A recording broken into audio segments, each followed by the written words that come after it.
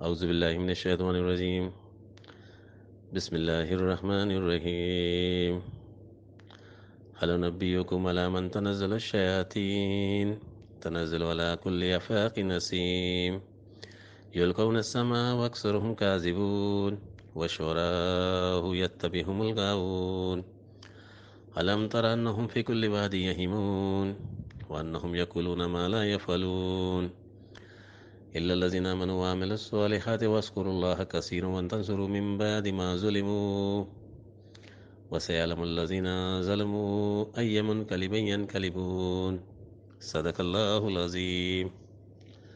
السلام علیکم ورحمۃ اللہ وبرکاتہ۔ یہ سورہ شعراء کی آیتیں ہیں جس میں ارشاد ہوتا ہے، کیا میں خبر دوں تم لوگوں کو اس کی جس پر اترتے ہیں شیاطین۔ وہ اترتے ہیں ہر ایک بہتان باز گنہگار پر، وہ لا ڈالتے ہیں سنی ہوئی بات، اس حال میں کہ ان کے اکثر جھوٹ کہنے والے ہوتے ہیں، اور شاعر لوگ پیروی کرتے ہیں ان کی گمراہ لوگ۔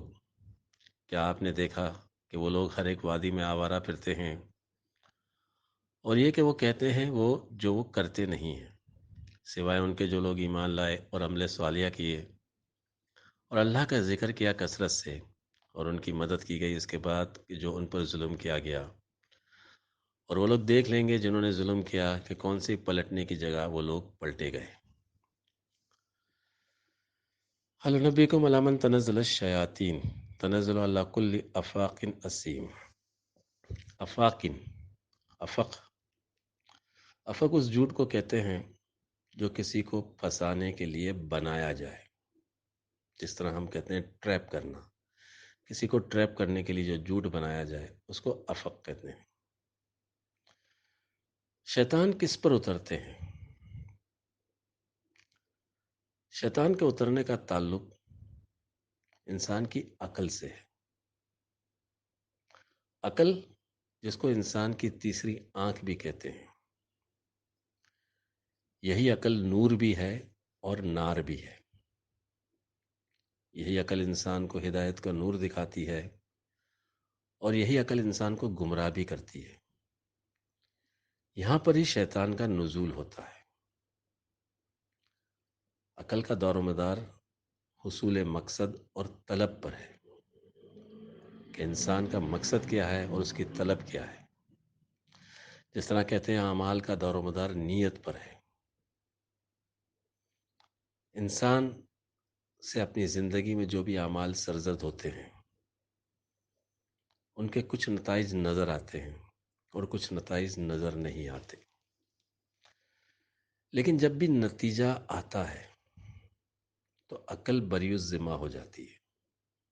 اسی طرح جب نتیجہ آ جاتا ہے تو شیطان بھی آخر میں بری الذمہ ہو جاتا ہے۔ اس لیے اللہ نے فرمایا شیطان تم پہ کوئی اختیار نہیں رکھتا۔ حقیقت میں عقل کی عبادت خیر طلبی ہے اور شر سے گریز کرنا۔ اگر اس عقل سے یہ کام لیا جائے تو یہ انسان کے لیے نور بن کر تیسری آنکھ کا کام کرتی ہے، ورنہ دوسری صورت میں یہ نار کا کام کر کے انسان کو مختلف صورتوں میں ملوث کرتی ہے اور شر پیدا کرتی ہے۔ انسان جو اپنے اندر انتہائی کرامتی قوتیں رکھتا ہے اور اس کا جوہر تخلیقی ہے، اس لیے اللہ نے انسان کو معرفت کا دھنی بنایا ہے۔ حصول معرفت میں عقل کا کردار نہایت اہم ہے، لیکن اس کے لیے حق اور باطل کا تبیان نہایت ضروری ہے۔ معرفت کوئی ماورائے عقل شے نہیں ہے، بلکہ انسان کے اندر چھپا ہوا حق ہے اور روح تک پہنچنے کا نام ہے۔ اس لیے یہ مرتبہ نقل سے نہیں آتا، اس کے لیے عقل کے دریچے کھولنے کی ضرورت ہے۔ وہ شعراء، شاعر لوگ، شاعری جس کا مادہ شعور سے ہے۔ شاعری کا تعلق انسان کے لطیف حص سے ہے۔ انسانی شعور کو گمراہ کرنے کے لیے یہ ایک انتہائی کارآمد آلہ ہے۔ ہم آج کے دور میں دیکھتے ہیں میڈیا ہے، فلمیں ہیں، ڈرامے ہیں، یہ اس کی دلیل ہے۔ جس طرح ڈراموں کے ذریعے، فلموں کے ذریعے انسانوں کو گمراہ کیا جاتا ہے، حقیقت سے دور کیا جاتا ہے، انسانی نفسیات کو گمراہ کیا جاتا ہے، وہم پیدا کرنا، منفی جذبات کو ابھارنا، یہ سب شاعری کی شکلیں ہیں۔ اور ان کی پیروی کون کرتے ہیں؟ جو غافل ہیں۔ الم تری انہم فی کل وادی یہیمون، یہیمون اطمینان کی ضد ہے۔ یہیمون کی مثال ایک پیاسے اونٹ کی مانند ہے جو مارے مارے پھرتا ہے۔ اس بات کی گہرائی کو اگر دیکھنا ہے تو آج کے دور میں اس کی گہرائی نظر آتی ہے، جہاں شوبز کی دنیا کے لوگ، میڈیا کی دنیا کے لوگ، جہاں کوئی اطمینان نہیں ہے، ان کا فعل، ان کا عمل دنیا کو کبھی اطمینان نہیں دے سکتا۔ جس کے پاس خود اطمینان نہ ہو، دنیا کو کیا امن دے گا؟ ان کا کام دنیا کو پھنسانا ہے۔ خود ابلیس کی گود میں بیٹھے ہوئے ہیں، کہ جو کہتے ہیں وہ خود نہیں کرتے، لیکن اسی لطیف اس کو بیدار کیا جائے، ان کو حقیقی شعور سے آگاہ کیا جائے، تو دنیا میں وہ انقلاب آتے ہیں جس میں اطمینان ہے، اللہ کی نصرت ہے، اللہ کے ذکر کی کثرت دلوں کو بدل دیتی ہے۔ یہ منزل آسان نہیں ہے۔ انبیاء، اولیاء اور اہل اللہ کا مقصد حقیقی شعور کو بیدار کرنا ہے۔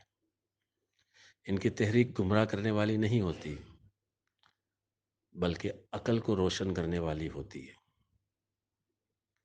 اس لیے اللہ نے فرمایا کہ وہ لوگ الا الذین آمنوا وعملوا الصالحات، یعنی وہ مومن لوگ بھی جب اس لطیف حص کا کام لیتے ہیں، کوئی شعر کہتے ہیں، تو ان کی شاعری ان شاعروں کی طرح نہیں ہے، ان شاعروں کی طرح جو دل کو بہلانے والے ہیں، صرف تفریح اور گمراہی کے لیے شعر و شاعری کرتے ہیں، بلکہ ان کا مقصد انسان کی لطیف حص کو بیدار کرنا، منافع کی جذبات کو پروان چڑھانا، شوق کی اعلیٰ منزلوں کی ترغیب دلانا مقصود ہے۔ اس لیے ابلیسی صفت والے ایسے انسانوں کی مخالفت میں آتے ہیں، یہ ایک امر لازم ہے، اور ظلم بھی کرتے ہیں۔ انسانی شعور جب پختہ ہو جاتا ہے تو وہ مقدرات کو بدل دیتا ہے۔ عشق کی آگ برائی کے بیج کو جلا دیتی ہے۔ جب بیج جل جاتا ہے تو وہ نشو و نما نہیں پاتا۔ دنیا کے شاعر نفس میں عشق کو پیدا کرتے ہیں تو انسان بے شرم ہو جاتا ہے، بے عقل ہو جاتا ہے، لیکن جب اللہ کے مومن بندے اپنے کلام سے انسان کے قلب میں عشق پیدا کرتے ہیں تو دل قرار پاتے ہیں، شکر گزار بنتے ہیں، حقیقی علم اور شعور سے آگاہ ہوتے ہیں۔ ایا منقلبن ینقلبون، ججاج گر کی دکان شاعری و ملائی، ستم ہے خوار پھرے دش و در میں دیوانہ، کسے خبر کے جنوں میں کمال اور بھی ہیں، کریں اگر اسے کوہ کمر سے بیگانہ، ہجوم مدرسہ بھی سازگار ہے اس کو، کہ اس کے واسطے لازم نہیں ہے ویرانہ۔ وآخر دعوانا الحمدللہ رب العالمین۔